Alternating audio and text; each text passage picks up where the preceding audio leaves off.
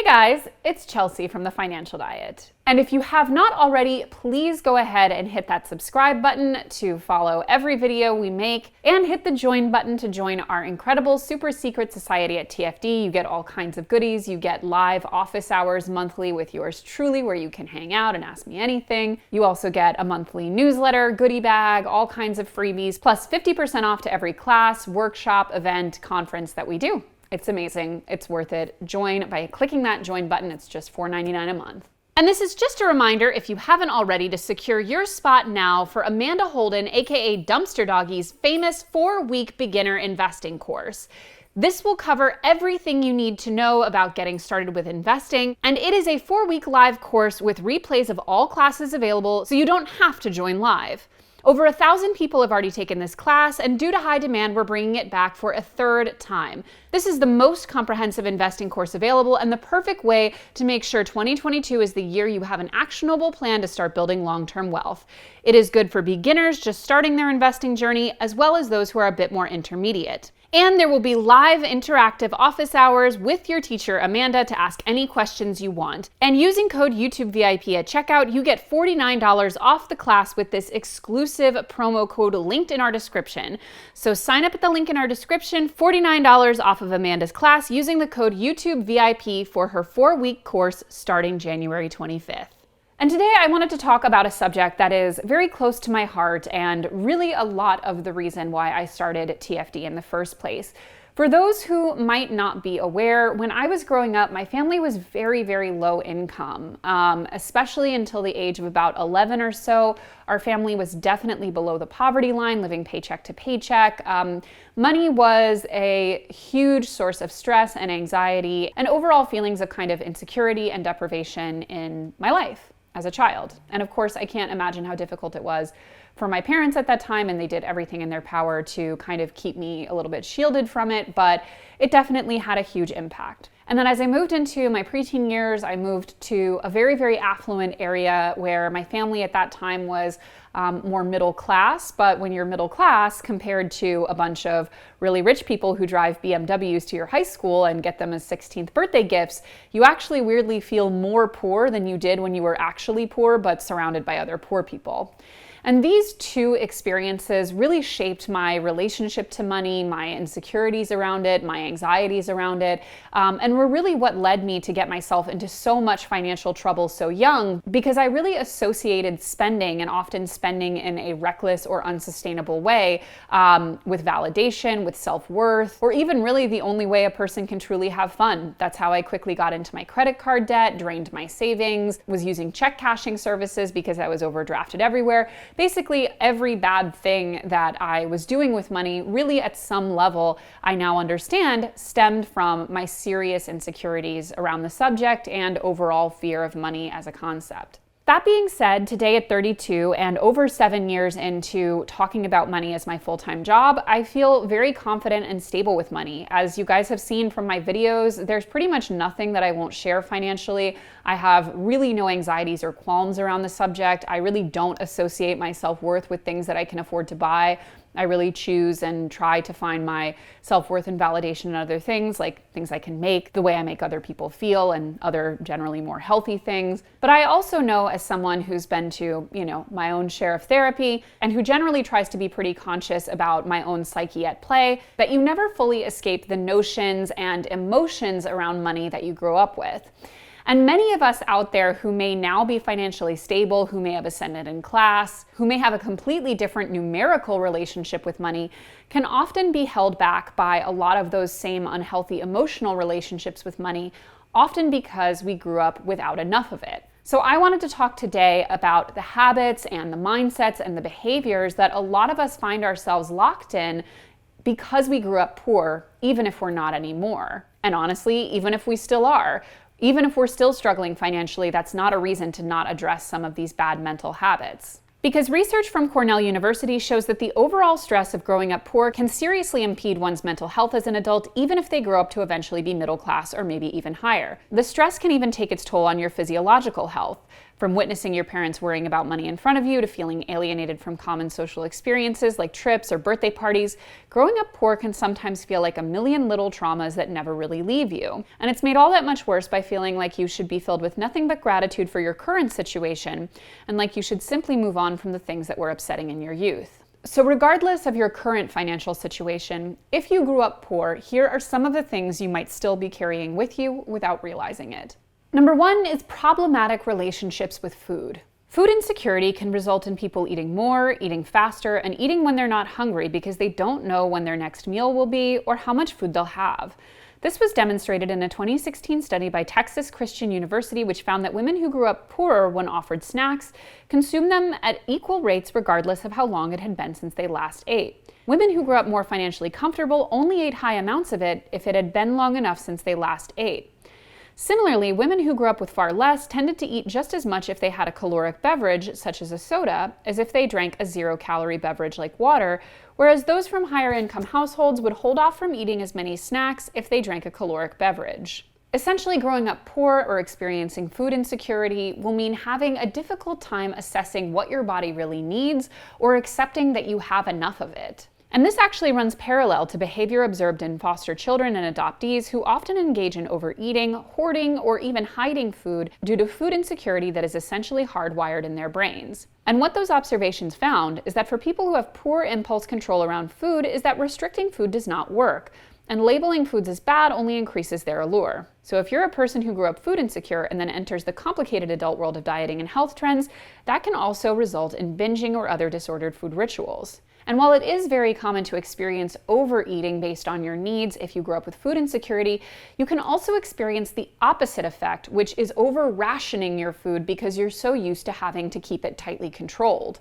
And what makes that more problematic is that rationing mindsets aren't exactly frowned upon. In the early days of the COVID pandemic, respected publications were giving tips on how to ration food in case we could never enter a grocery store again. Sorry, but I feel like if we could never go to a grocery store again, we got bigger problems than whether or not you ate your Chex Mix really slowly. And what's perhaps more troubling is that over-rationing food, as it does tend to be associated with people in lower socioeconomic status, results in a situation where people who are of lower socioeconomic status tend to be underdiagnosed in restrictive eating disorders even compared to the general population where it is overall underdiagnosed. One 2017 study found that people identified as being from an affluent background were around 48% more likely to receive an eating disorder diagnosis, 52% more likely to be perceived as needing treatment, and 89% more likely to have actually received treatment in the past year.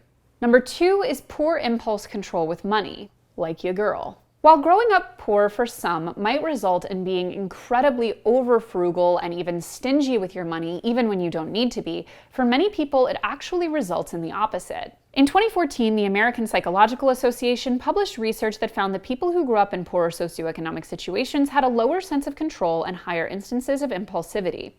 For example, people from poorer backgrounds were more likely to say that they would prefer to receive a smaller amount of money tomorrow than a larger amount several days later. And while it's understandable to see where these impulses might come from, when in many cases you are not ever sure when you'll see that money again, so you may as well enjoy it now or get what you need while you have it, this particular financial habit is very destructive to long-term savings. In a 2015 essay in Marie Claire, author Samantha Leal described growing up poor, not even being particularly aware that she was poor, and receiving $800 from her grandfather who passed away when she was 22. Despite other pressing things to spend it on, like student loan payments or investments, Leal spent it on things like dinner out and a cross-country trip. And this makes total sense when you think about how much more of a dopamine hit you get from spending money on things that bring you immediate enjoyment and fulfillment versus saving it for some far-off goal, which, if you've grown up poor, you've sort of been conditioned to believe you'll never have anyway. Because as one 2013 study from Princeton University shows us, growing up poor severely impedes your ability to make plans based on the long-term picture, and that the stress derived from growing up in these situations can often impair one's immediate decision-making skills. But somewhat on the flip side, number 3 is working too hard to justify bigger purchases. And this actually does go hand in hand with compulsive spending, but there are added psychological and even gendered components. In the fantastic classic Simpsons episode Scenes from the Class Struggle in Springfield, an all-time great, the plot is kicked off when Marge comes across a marked-down Chanel dress, $90 down from $2,800. But even at a bargain, $90 is a splurge for the Simpson family, and Marge is reluctant to buy it. She tells Lisa, now if it were a suit we could all wear, it would be different. Now, this scene is of course played for laughs, but like a lot of the early Simpsons, it is very much based on real class dynamics and lived experiences of the average American family, wherein often the matriarch will feel very uncomfortable making spending decisions that are just for her benefit because it automatically feels to her as selfish. And this habit not only coincides somewhat with people who grew up poor, but is also quite possibly very gendered. A 2009 study by Skinny Cow found that 86% of women try to justify every purchase they make, and 83% feel shameful after spending on items such as shoes, clothes, or accessories. And while the broader feeling often comes from a place of not wanting to be judged for these purchases, even if, for example, you need them to be presentable at work, if you're coming from a poor background in which you're essentially judged for every financial decision you make and made to feel as if you living in poverty is uniquely the result of your own bad decision making, the need to justify, explain, or if not forego basically every purchase becomes overwhelming. Now, of course, budgeting is important at any income level, and we shouldn't feel that every large purchase should be made completely without abandon just because we want to err too far in the other direction. But if we're able to be compulsive about the smaller purchases, which is often the case of those who grew up in poverty, but feel an extraordinarily high bar to clear, even irrational compared to your overall finances when the purchase is larger, that may mean we're budgeting in an unhealthy way. A good way to offset this is to make sure that there are places in your budget specifically dedicated to these larger purchases, so that you know you're making them not just in a smart way, but in a sustainable and planned for way. Number 4 is avoiding social gatherings. Now listen, nobody hates introvert discourse more than me. I can't listen anymore to you guys being an oppressed class. As an extrovert, my main hobbies include doing cocaine, going to masquerade orgies, and murdering people. I just don't have time to listen to how great it is to cancel on plans at the last minute so you can stay home and watch Netflix again. Leave me out of this discourse. But where society needs even more empathy, in my opinion, is with people who feel that they have to eschew social lives because they grew up in a situation where it was too precarious to really have one. There are many people who would like to be able to socialize more than they do, but feel that they can't because A, they're too traumatized from a past of not being able to safely, or B, feel that it will universally lead them into having to make unsustainable financial decisions in order to keep their friend groups pleased. And there are low-income extroverts out there. And a study from the Association for Psychological Science found that they tend to spend more money on status than their introverted peers. High-status spending items included foreign air travel, art institutions, and electronics. And add in that it's commonly accepted that millennials can easily spend over $100 a month on alcohol alone, and it's easy to see why being extroverted is associated with spending a lot of money. And if you also happen to grow up with particularly avoidant personality traits or habits, it can be doubly difficult to say no in social situations where it feels like spending money is the only way to be accepted. Looking back on how I got myself into such extreme financial trouble, it was exactly that. I was an extrovert who wanted to be accepted, wanted to have a healthy social life, and felt that the only way I could do it was by putting money on my credit card in order to keep up. In order for me to get to a more healthy place with my finances, I literally moved halfway across the world because I knew that if I kept in the same social dynamics that I would never be able to fundamentally change how I related to my money. It certainly wasn't the only reason, but it was a big contributing factor. And the 6 or so months when I first moved out of the country and I had an extremely limited social group allowed me to get a slightly better footing because I wasn't constantly being pressured to do things I couldn't afford to do. Lastly, number 5 is being okay with significant discomfort. Now, whether that means driving your car well past its need for repairs, keeping monthly contacts in for 3 months, wearing threadbare clothes that need to be fixed, or generally doing anything else where you could afford the better and in many cases safer alternative but feel bad spending the money to do it, this is an extremely common trait with people who grew up without enough. One of my favorite anecdotes from my period when I was trying to fit in and still dealing with all kinds of money insecurities is when I stole, I think it was my parents' credit card, I can't quite remember, but I stole my parents' credit card, I think, to buy a pair of Uggs because in 2007, that's anything a girl could ever dream of. I bought them like the second or third night, promptly went to a bonfire where I had my feet a little too close to the fire and completely melted the bottom of one of my 2 Uggs so that they were like, I could feel the ground through them basically. But I couldn't afford to replace them. So I basically wore melted Uggs for at least a year after that. It was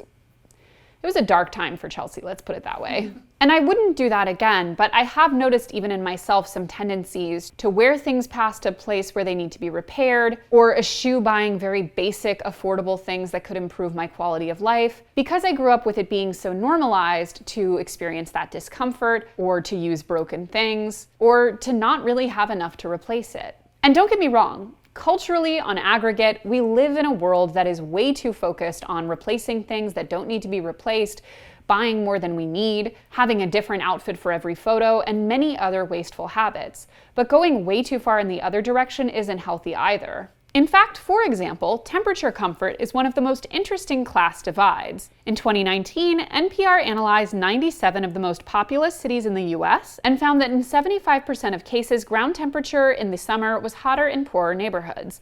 Low-income people are affected disproportionately by extreme weather, and despite the adverse effects that heat and cold waves can have on people's health, it's hard to convince people who are used to rationing to turn up the AC. In a 2017 study by The Conversation, 88% of respondents said they personally knew people in households with either very young, very old, or otherwise medically vulnerable people who still avoided turning up the air conditioning during heat waves because of costs. 1/3 of respondents even knew of households that avoid turning on electric fans to reduce their bills.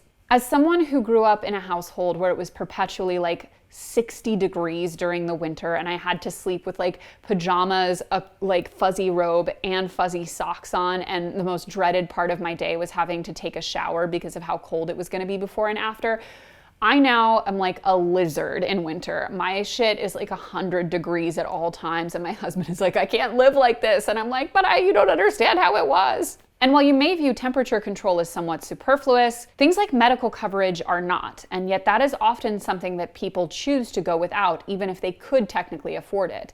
And as someone who for a long time didn't have health insurance, I know just how that mentality can work. When going to the hospital is viewed as a luxury, there are a lot of things in your younger years to get used to simply waiting out at home, like bad colds or flus or even physical injuries, whereas others might run to the ER more rapidly because they know it won't bankrupt them. According to a 2020 study by Bankrate, 22% of Americans put off or altogether avoid going to the doctor to avoid the cost, with millennials outpacing boomers in this trend. And these trends can also impact others' perception. A study in the Journal of Experimental Psychology found that poorer people are perceived by others as having higher pain tolerance, even if they don't necessarily have higher pain tolerance, which may be reinforced by the fact that lower income folks, on average, tend to eschew seeking medical treatment for things higher income folks would. It's like, it's not because it didn't hurt when they cut their hand, they just can't afford stitches right now. If any of these things sounded familiar to you, it's important to remember that A, it's not your fault for having some of these ingrained habits and beliefs, and B, just because you have them now doesn't mean you're condemned to have them forever. But it is extremely important to confront and unpack our habits and emotions around money the way we would any other element of our mental health. We focus so much on things like our relationships, our friendships, our careers, and analyze every little bit of detail of what happens, let's say, on social media, and yet tend to treat money and the relationships we have to everything it represents as either secondary or totally taboo to even address. But if you grew up lower income, even if you are now more financially comfortable, it is likely that some of that is still lingering with you and possibly keeping you from living the full, fruitful, and unencumbered financial life that you deserve to live. As always, guys, thank you for watching, and don't forget to hit the subscribe button and to come back every Monday, Tuesday, and Thursday for new and awesome videos. Goodbye!